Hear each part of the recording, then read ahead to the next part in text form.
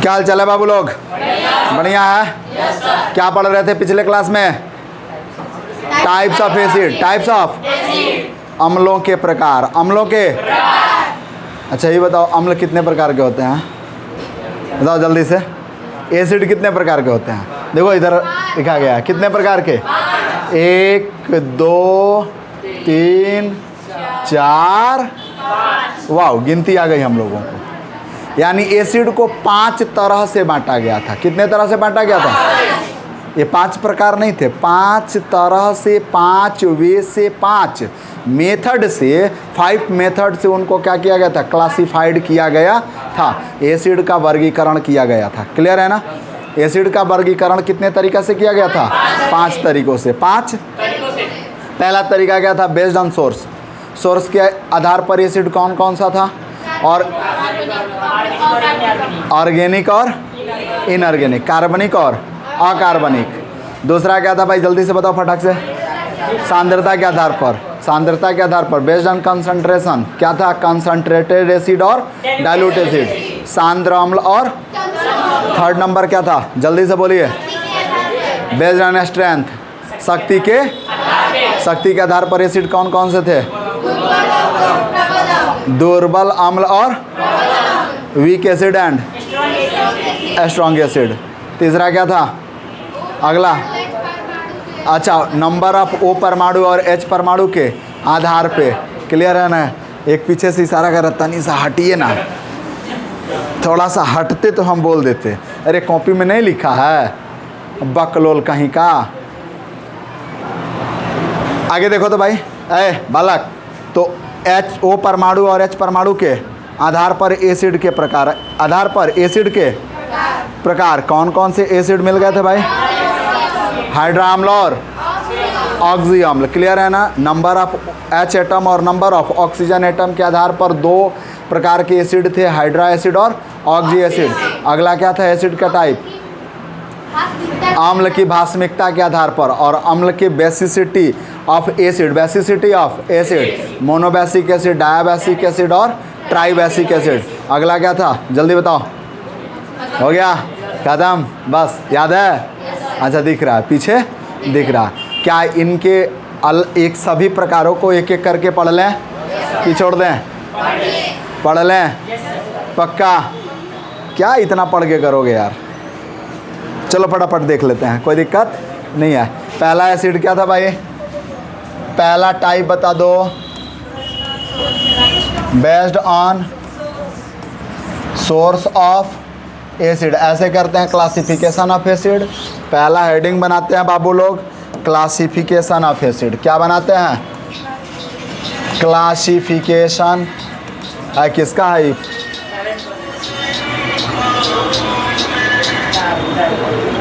Hello,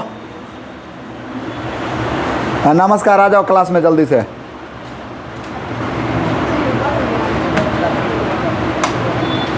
अरे इन लोगों का फ़ोन आ रहा है यार बार बार।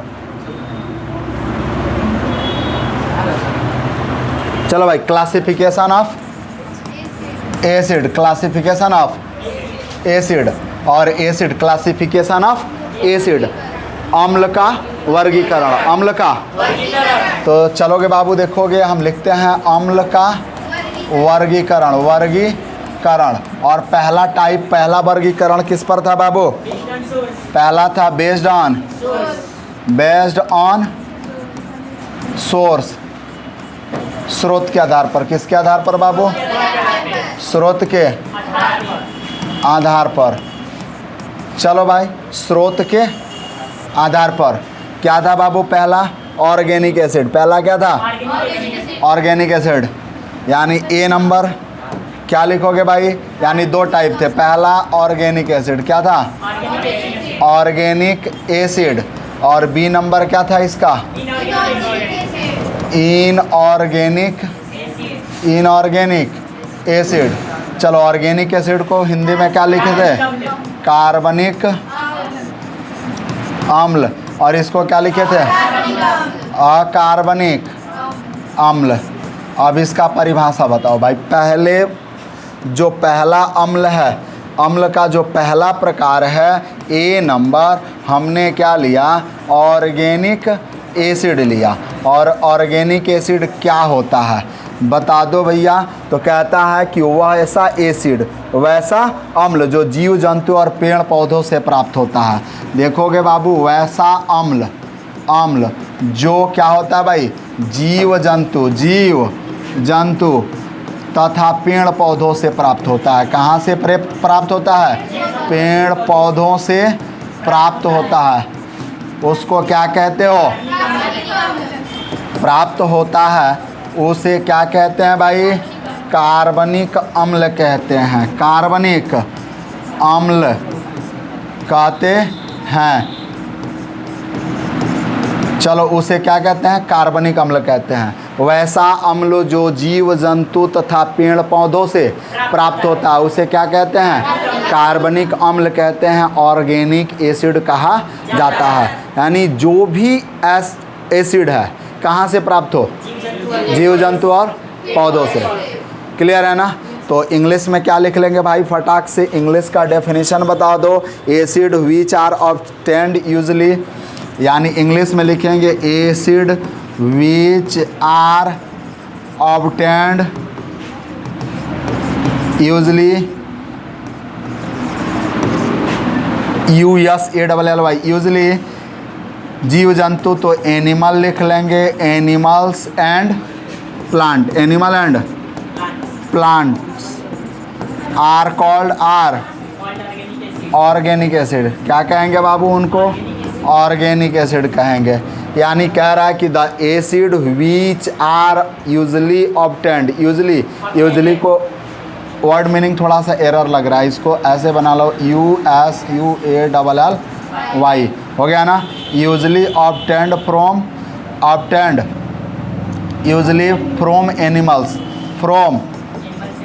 From animal elements and plants called organic acid. यानी देख लो भाई, वैसा एसिड कहता है कि जो एनिमल से प्राप्त हो और प्लांट से प्राप्त हो, पेड़ पौधों से प्राप्त हो, उसको क्या कहेंगे हम, क्या कहेंगे, ऑर्गेनिक एसिड कहेंगे। क्लियर है ना। कोई दिक्कत। एग्जाम्पल में क्या क्या कल बताया गया था आपको, जल्दी से बताइए। एग्जाम्पल में क्या क्या बताया गया था, क्या बताया गया था, साइट्रिक एसिड और लैक्टिक एसिड, और जल्दी बताइए, फटाफट बताइए। सबसे पहले तो आप लिखोगे फॉर्मिक एसिड। एग्जाम्पल में क्या लिखे हो भाई, पहला लिखोगे फॉर्मिक एसिड। क्या लिखोगे, फॉर्मिक एसिड एग्जाम्पल में। अब चलो भाई, फॉर्मिक एसिड पहला एग्जाम्पल हो गया, फॉर्मिक एसिड। फॉर्मिक एसिड को हिंदी में क्या लिखते हो भाई, फार्मिक अम्ल, फार्मिक अम्ल। तो फार्मिक अम्ल और फॉर्मिक अम्ल है, इसका फार्मूला क्या होता है बाबू, HCOOH। कहाँ से पाया जाता है बाबू, तो रेड एंट या बाबू मेरे स्कॉर्पियन साइड से, स्कॉर्पियन। क्लियर है ना। चलो दूसरा एसिड का टाइप बताओ, दूसरा ऑक्जेलिक एसिड। चलो भाई, ऑक्जेलिक एसिड। और ऑक्जेलिक एसिड को हिंदी में क्या लिखते हो बाबू, ऑक्जेलिक अम्ल। और ऑक्जेलिक अम्ल का फार्मूला क्या होता है भाई, तो COOH total the whole twice. और में बाबू मेरे हम लिख सकते हैं C2O4H2, C2O4H2। क्लियर है ना। कहाँ से पाया जाता है, तो शुगर केन से। और में टमाटो से, गलती हो गया ना, टोमाटो। क्लियर है ना। या और में अमरूद का नाम सुने हो ना, अमरूद को इंग्लिश में क्या कहते हो, ग्वाभा।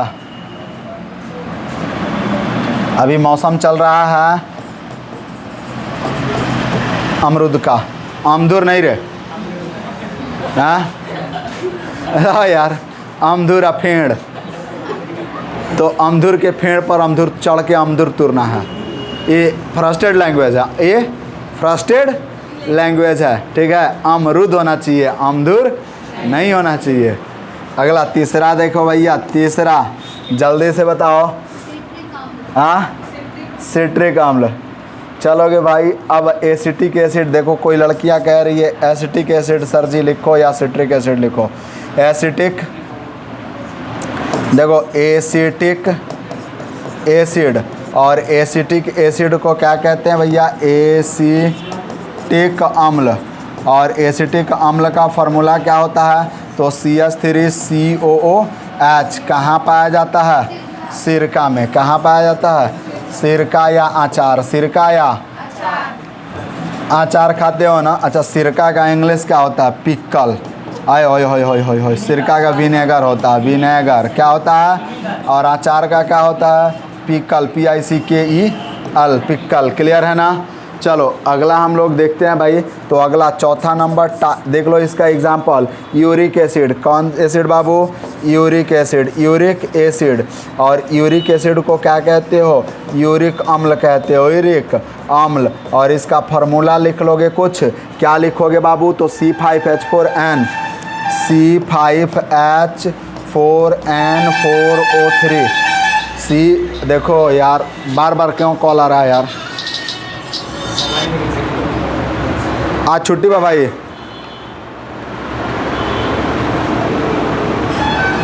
हो गया? तो ये देखो C5H4N4O3, ये होता है भैया यूरिक एसिड। कहाँ से पाया जाता है? यूरिन से। कहाँ से पाया जाता है? यूरिन। यूरिन को या टीयर से, टीयर से। क्लियर है ना? अगला देखो, पांचवा देख लोगे भाई। पांचवा यूरिक एसिड हो गया।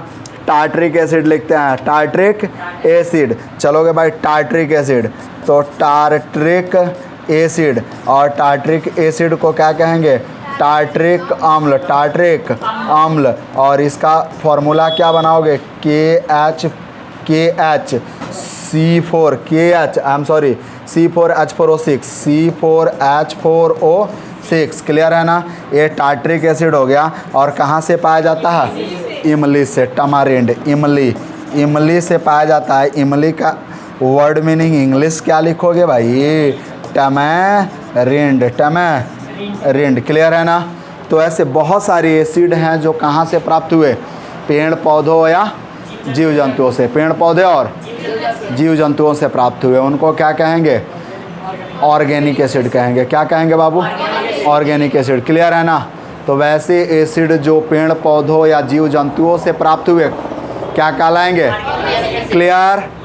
चलो note down, pause the video, note down please, जल्दी से नोट कीजिए। चलो हो गया बाबू। और बालक आगे बढ़ते हैं हम लोग। तो अब समस्या का समाधान क्या था भाई? हो गया। काहे हो गया समस्या का समाधान? क्या क्वेश्चन था आपका बताइए? बोलिए क्वेश्चन क्या था बालक? क्या क्वेश्चन था? बोलिए बालक जल्दी से। और देखिए कोई लड़की बोली थी टार्टरिक करिए सर जी। हाँ, अब बताइए क्या आपकी समस्या का समाधान था? हो गया। तो समस्या बताइएगा तब ना। क्या पूछे थे आप?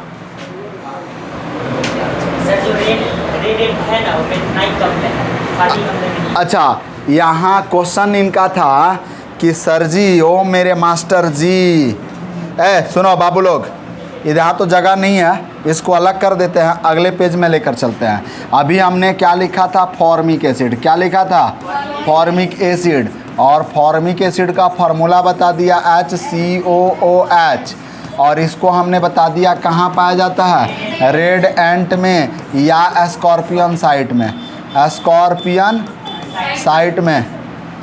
अब किसी लड़के का प्रश्न है कि ओ मास्टर जी, आप जो बता रहे हो ये फार्मूला भी सही है, ये भी सही है, ये भी सही है, लेकिन हम जो किताब खोल कर बैठे हैं उस किताब में इसका नाम दिया है मेथेनोइक एसिड। क्या दिया है? मेथेनोइक अम्ल। क्या दिया है भाई? मेथेनोइक अम्ल। क्या सर फॉर्मिक एसिड तो नहीं होगा? लड़का कह रहा। ठीक है, तो चलो देखो भाई, सीधी बात है कि लड़के की भी बातें सही हैं और जो लिखा गया वो भी बातें सही है, बस समझने का फेर है, समझने का फेर है। यह ऑर्गेनिक कंपाउंड है। कौन सा कंपाउंड है बाबू? ऑर्गेनिक कंपाउंड है। ये जो देख रहे हैं आप ऑर्गेनिक कंपाउंड है। तो जब ऑर्गेनिक कंपाउंड को देखा जाता है तो इसका नाम लिखा जाता है। क्या किया जाता है भाई? नेम, नामकरण किया जाता है। नेमिंग समझ लो, नेमिंग। ऑर्गेनिक कंपाउंड का नेमिंग दो तरह से होता है। एक कॉमन नेम होता है, कॉमन नेम। क्या होता है बाबू? Common name. कॉमन नेम को सामान्य नाम कहा जाता है। क्या कहा जाता है? सामान्य नाम, सामान्य नाम। और दूसरा होता है IUPAC नेम। IUPAC नेम होता है किसका बाबू? ऑर्गेनिक कंपाउंड का। किसका ये नाम लिखा जाता है? तो ऑर्गेनिक कंपाउंड का दो तरह से लिखा जाता है, एक IUPAC नेम और एक कॉमन नेम। IUPAC नेम का फुल फॉर्म क्या होता है? IUPAC का फुल फॉर्म क्या होता है? तो होता है इंडियन, यानी इंटरनेशनल, इंडियन कह रहा है यार, इंटरनेशनल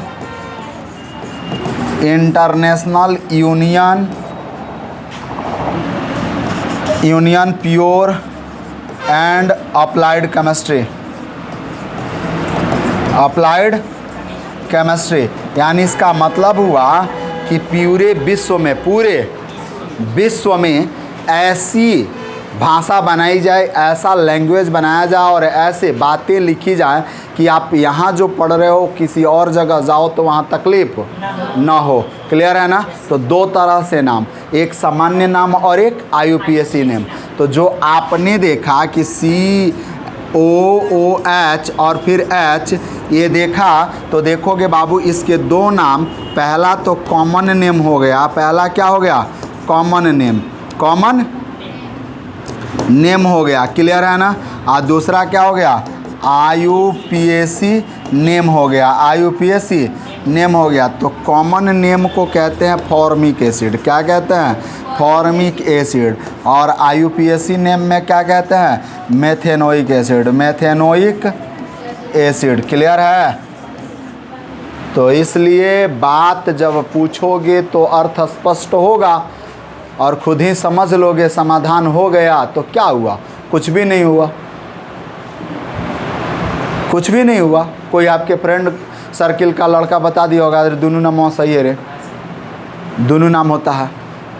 जैसे आपकी मौसी आपको सोना मोना चोना कहती हैं, ठीक है, और आपके पापा मौसिए को सोना मोना चोना कहते हैं।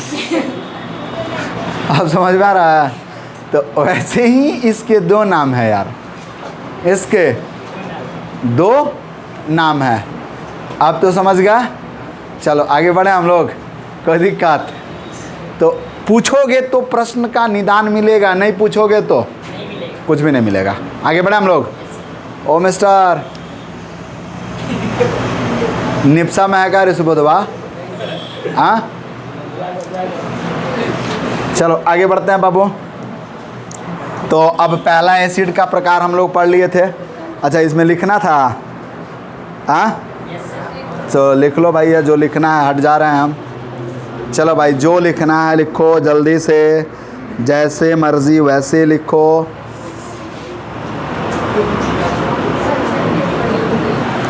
चलो बाबू, हो गया, आगे बढ़ा जाए।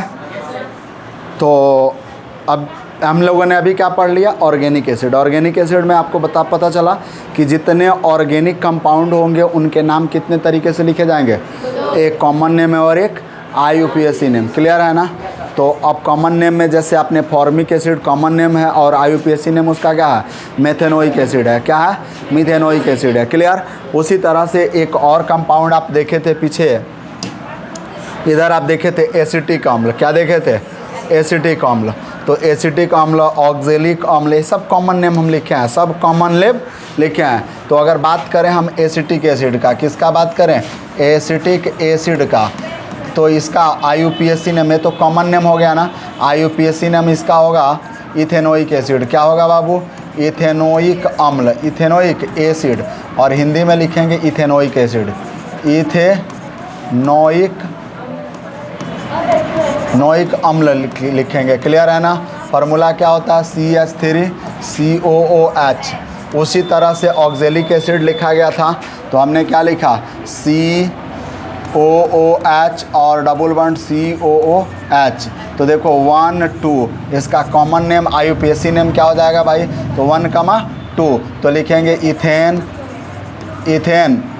1,2 डाइओइक एसिड, या इथेन डाइओइक एसिड, या इथेन 1,2 डाइओइक एसिड। क्लियर है ना। और कॉमन नेम इसको क्या कहते हैं भाई, ऑक्जेलिक एसिड। क्या कहते हैं, ऑक्जेलिक एसिड कहते हैं, ऑक्जेलिक अम्ल कहते हैं। तो कोई भी ऑर्गेनिक कंपाउंड होगा उसका नाम कितने तरीक़ों से लिखा जाएगा, 2 तरीक़ों से। अब एक कंसेप्ट ये भी है ऑर्गेनिक कंपाउंड में, जान लीजिए यहीं आगे, हालांकि चौथे चैप्टर में आपको पढ़ना है, चौथे चैप्टर में पढ़ना है, कार्बन और तथा इसके यौगिक में पढ़ना है। फिर भी यहाँ एक कंसेप्ट बता देते हैं, देखोगे बाबू क्या कंसेप्ट है, सुनो। देखो भैया जो नाम लिखे हैं इधर लिख सकते हो आप, हम हट गए, ठीक है। अब आगे बढ़ते हैं, तो देखो अगला क्या कंसेप्ट है इसमें। कंसेप्ट देखोगे तो अगला कंसेप्ट ये कह रहा है, सुनोगे मेरे भाई, अगला कंसेप्ट क्या है, अगला कंसेप्ट देखोगे क्या है कि कार्बन की संख्या 1 होती है, यानी C1 होता है, कार्बन की संख्या 2 होती है, कार्बन की संख्या 3 होती है, कार्बन की संख्या 4, कार्बन की संख्या 5, कार्बन की संख्या 6, कार्बन की संख्या 7, कार्बन की संख्या 8, 9 और 10, यानी कार्बन की संख्या 10 हो। 10 का मतलब क्या हो कि कार्बन ऐसे हो जाए C, यानी 10 बार, ठीक है, ऐसे हो जाए, चाहे जैसे भी इसका शेप बनाए, ये रिंग बनाए या सीधा में जाए या टेढ़ा मेढ़ा, जैसे भी हो। कार्बन की संख्या कितनी होनी चाहिए, 10 होनी चाहिए। एक श्रृंखला में कार्बन कितने होने चाहिए, 10 होने चाहिए। अब तो समझ में आ रहा है ना, एक श्रृंखला में यानी कितना है, 1 2 3 4 5 6 7 8 9 10, यानी एक श्रृंखला में कितने कार्बन आ गए बाबू, 10। तो कार्बन की संख्या, तो इनको रूट वर्ड कहते हैं, वर्ड रूट कहते हैं। क्या कहते हैं भाई, वर्ड रूट, यानी कार्बन 1 होगा। तो इसको देख लो, कार्बन की संख्या लिख लो, क्या लिख लो, कार्बन की संख्या लिख लो, number of carbon, number of carbon. Clear है ना। और नंबर ऑफ कार्बन 1 2 हो गया, तो ज़रा ध्यान देना मेरे बाबू, थोड़ा सा ध्यान देना। सबसे बड़ा चीज़ कि जब कार्बन की संख्या 1 होती है तो इनका वर्ड रूट आता है। क्या आता है, वर्ड रूट, या कुछ लोग इसी को कहते हैं रूट वर्ड। क्या कहते हैं, रूट वर्ड। उल्टा कहो या सीधा कहो, कोई दिक्कत नहीं है। अब देखो कि कार्बन जब 1 होता है तो इस कार्बन को मेथ कहते हैं। क्या कहते हैं, मेथ, METH। क्लियर है। 2 होता है तो इसको क्या कहते हैं, एथ,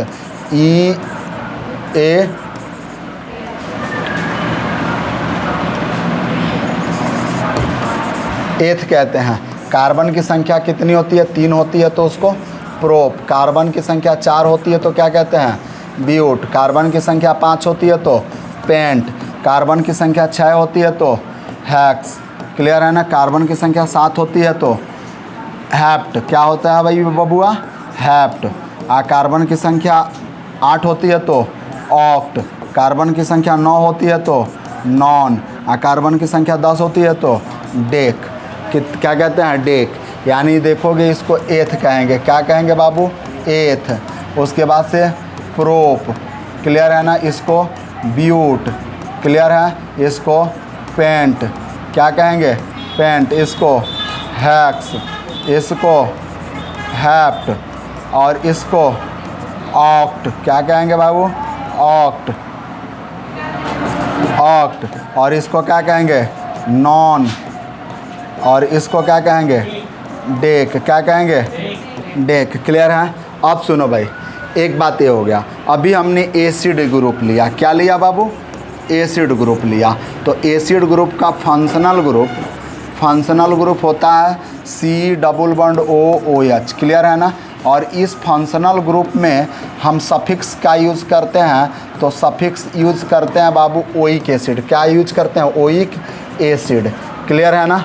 ओइक एसिड यानी नाम के अंत में क्या लगाते हैं, ओइक एसिड लगाते हैं। क्या लगाते हैं, ओइक एसिड। क्लियर है ना, ओइक एसिड लगाते हैं। तो जैसे हमने एक कार्बन लिया, क्या लिया बाबू, एक कार्बन, तो COOH कार्बन की वैलेंसी सेटिस्फाइड नहीं हो रही है, तो हमने एक हाइड्रोजन भरा। कार्बन की संख्या कितनी है बाबू, एक है, कार्बन की संख्या एक है, तो एक कार्बन को क्या कहते हैं, मेथ कहते हैं। क्या कहते हैं, मेथ। तो इसका नाम हमने लिखा मेथ। क्या सफिक्स लगाना है, एसिड ग्रुप है ना, तो oic acid, methane oic acid, clear है ना,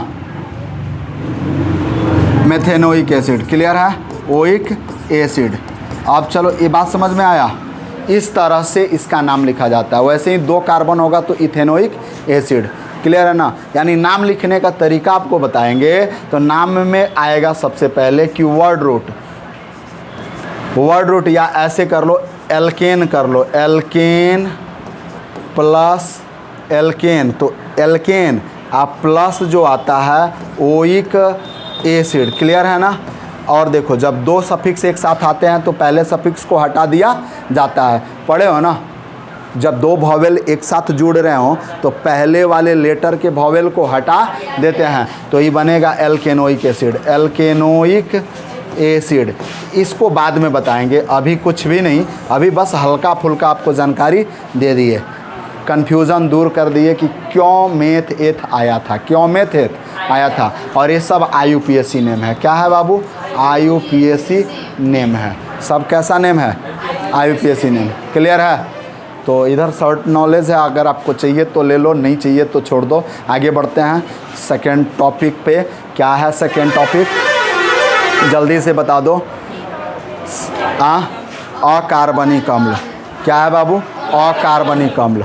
तो अगला देखते हैं अकार्बनिक अम्ल क्या है। फैन बंद करना बाबू, अकार्बनिक अम्ल क्या है, उधर से बंद कर देना बाबू। अकार्बनिक अम्ल क्या पढ़ेंगे हम लोग, अकार्बनिक अम्ल। तो देखो अकार्बनिक अम्ल क्या है, तो कहता है कि वैसे अम्ल जो खनिजों से प्राप्त होते हैं। कहाँ से प्राप्त होते हैं, खनिजों से। यानी कहने का अर्थ है कि the acid which are obtained usually from minerals. कहाँ से प्राप्त हुआ बाबू, मिनरल से, खनिज से। कहाँ से प्राप्त हुआ, खनिज से। उसको क्या कहते हैं हम, अकार्बनिक अम्ल कहते हैं। आप देखोगे भाई कि अकार्बनिक अम्लों को प्रायः खनिज अम्ल भी कहा जाता है। यानी inorganic acid,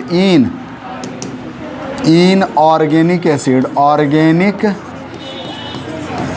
acid are also called inorganic acid are also called mineral acid।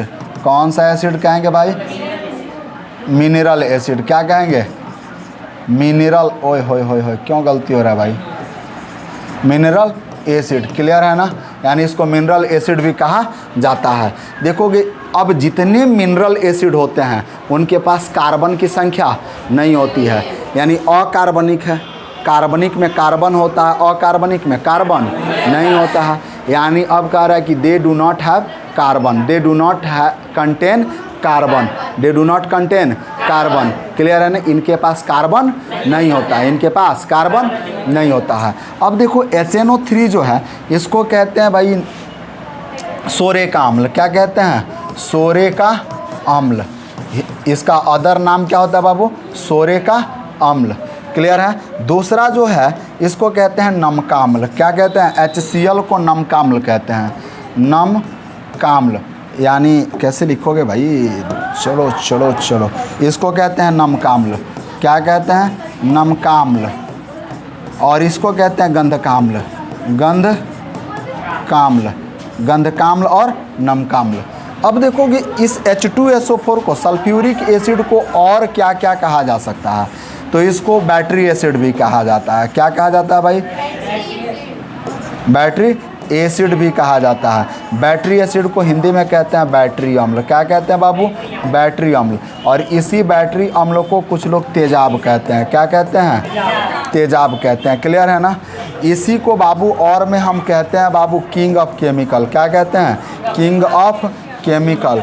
Chemical यानी कोई पूछे, बहुत सारा जनरल नॉलेज में दे देता है कि यानी किंग ऑफ केमिकल, रसायनों का राजा किसे कहा जाता है, तेजाब को। किसको कहा जाता है, तेजाब को। रसायनों का राजा किसे कहते हैं, तेजाब को। बहुत सारा जनरल नॉलेज के किताब में आप देखे होंगे तो आप भूल जाते हैं कि रसायनों का राजा। हालांकि जानते हो H2SO4 अगर कहा जाए ना तो तुरंत बताओगे।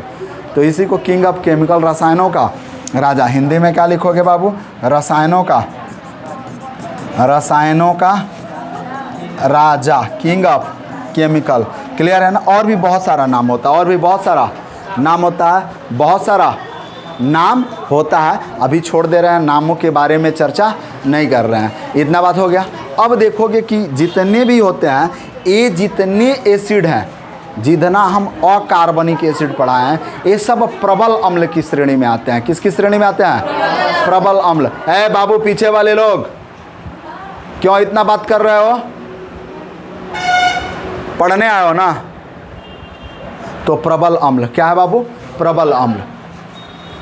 तो अब देखो प्रबल अम्ल, हम चर्चा कर रहे थे कि जितना अकार्बनिक एसिड होता है ये सब प्रबल अम्ल की श्रेणी में आते हैं और ये जल में पूर्णतः आयनीकृत हो जाते हैं। तो इसको लिख लेते हैं, नोट बना के पहले आप लिख लो, ठीक है? जल्दी से, फटाफट जल्दी लिखना मेरे भाई, मेरे बाबू, मेरे राजा, मेरे बाबू लोग। और कुछ नहीं कहने वाले हैं, चलो आगे बढ़ें हम। तो और कुछ कहने वाले हम नहीं हैं। इसको जल्दी से लिख लीजिए भैया, जल्दी से जल्दी से जल्दी से लिख लीजिए। लिख लिए? तो जितना एसिड है, जितना कार्बनिक एसिड है, इनको क्या कहोगे आप? जल्दी बताओ क्या कहोगे? अकार्बनिक एसिड को क्या कहोगे नोट में? चलो नोट में क्या बना के लिखोगे? कि लिखोगे अकार्बनिक अम्ल, अकार्बनिक अम्ल प्रायः प्रबल अम्ल होते हैं। क्या होते हैं भाई? प्रबल अम्ल होते हैं। क्लियर है ना? यानी लिखेंगे भैया, these are generally strong acid, strong acid. और देखो भाई अगला कहता है कि ए जल में पूर्णतः आयनीकृत हो जाते हैं, पूर्णतः आयनीकृत हो जाते हैं, ये जल में पूर्णतः आयनीकृत हो जाते हैं। यानी these are completely ionized, these are completely ionized with water, यानी ये जल के साथ पूर्णतः आयनीकृत हो जाते हैं। यानी ये जल में पूर्णतः आयनीकृत हो जाते हैं। पूर्णतः आयनीकृत समझते हो? Completely ionised. आयोनाइज्ड का मतलब कि टूट जाना। जैसे एग्जाम्पल में देखो कि HCl है, जैसे इसको हम H2O में डिज़ोल्व करते हैं तो यह पूर्ण रूप से टूट जाता है, पूर्ण रूप से टूट जाता है। क्लियर है ना? उसी तरह से HNO3 है, और जैसे जल में हम क्या करते हैं, इसको डिज़ोल्व करते हैं H2O में तो यह टूट जाता है, और टूटता है तो क्या बनाता है? H positive plus NO3 minus NO3 minus H positive plus NO3 minus बना लेता है। क्लियर है ना? उसी तरह से अगला देखोगे बाबू कि अगर हमने बात किया H2SO4 का, तो यह देखोगे बाबू कि जैसे H2O में डिज़ोल्व करोगे तो 2H प्लस SO4 माइनस 2, यानी पूर्ण रूप से टूटता है। ऐसा नहीं कि H का कुछ पार्ट ऐसे हो जाए, H प्लस हो जाए प्लस HSO4 हो जाए, ऐसा नहीं हो सकता, ऐसा नहीं हो सकता। Completely dissolved, completely. तो यह पूर्ण रूप से आयनीकृत हुआ, पूर्ण रूप से आयनीकृत है, आयनीकृत है। और यह पूर्ण रूप से नहीं है भाई, पूर्ण रूप से नहीं है, कंप्लीटली आयोनाइज्ड, कंप्लीटली आयोनाइज्ड इसी को कहते हैं, कंप्लीटली आयोनाइज्ड इसे ही कहा जाता है। क्लियर? इतनी बात समझ में आ गई? तो इनको क्या कहेंगे हम? अकार्बनिक अम्ल कहेंगे। क्लियर? कोई दिक्कत? चलो जल्दी से नोट कर लो भाई, जल्दी से नोट कर लो, नोट कर लो, नोट कर लो। हो गया बाबू? आगे बढ़ा जाए। तो अब देखो अब आगे बढ़ते हैं तो अगला टॉपिक हम लोगों को क्या मिलता है? Based on concentration. Based on यानी अम्ल का अगला वर्गीकरण कंसंट्रेशन यानी सांद्रता के आधार पर। सांद्र अम्ल और तनु अम्ल, सांद्र अम्ल और तनु अम्ल बेस्ड ऑन कंसंट्रेशन। और बाकी के जो भी अम्ल हैं इनको हम लोग अब अगले क्लास में पढ़ेंगे। क्लियर है? चलिए आज के लिए सिर्फ इतना ही। हंसते रहें, मुस्कुराते रहें और यूं ही पीसीएम क्लासेज में पढ़ने आते रहें। जय हिंद, जय भारत।